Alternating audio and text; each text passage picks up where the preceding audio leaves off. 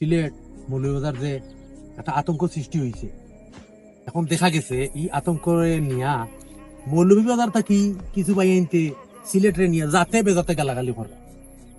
ও যে আপনি গালিয়া কমেন্টের মাঝে হয়তো কিছু ভাই আনতে বাহবা দিরা, ভাই ঠিক আছে তুমি আগাও আগাও। এখন মনে ভাই আপনাদের গালাগালি করছেন, আপনি এক সময় যদি সিলেট আয়, সিলেট যদি আপনারা কেউ টার্গেট করিয়া যদি মনের এক সময় আতাইলে বালা করে, যে বাজার আপনার কমেন্ট করছে যে বাহবা করছে, আপনি তারা পাইবা পাইবেন তো কাইয়া তারা তো কমেন্টও করছে। এখন আমরাও সিলেটি বাইন কিছু আসইন, তারাও মৌলভীবাজারি মানে যাতে বেজাতে গালাগালি করে। আপনি তো টার্গেট আমায় বইতাছেন ভাই, আপনার যদি বলে যদি মৌলভীবাজারে কেউ যদি আপনার পায়, যদি আতাইলায় আপনার কমেন্টে যারা বাহবা করছে বাদে আপনি যাই থাকান দেখো কা ভাই। আর এই যে একটা জিনিস মানে আরম্ভ হয়েছে, এটার মাঝে নিয়া আমি মনে করি না এটা পার্সোনালি নেওয়ার কোনো দরকার আছে। পারলে আপনার মানুষের বুঝক কা ভাই, আপনার এটা থেকে বিরত হোক, সুন্দর নাই। সিলেট হো মৌলভীবাজার হো এটা এটা কিতা আমরা আলাদা জীবনে বুঝছি না। এখন মানুষে বুঝাই যাই গেছেন, এটা থেকে আপনার বিরত থাকুক।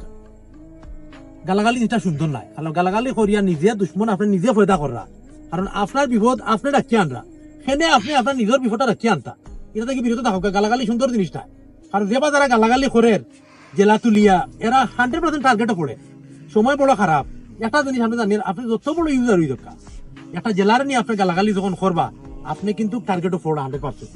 আর যখন আপনি টার্গেটে পড়বা আইজো খাই লোক দেখবানে কোনো না কোনো জায়গায় আপনি আসিবা, কারণ এখন সেই মানুষের টাইমও দেবা। আর এটা তো পাওয়ারও দেখা নাই, আপনি এখানে যাচ্ছিয়া দুশ্মন খাড়া করতে কি তার লাগে কি দরকার।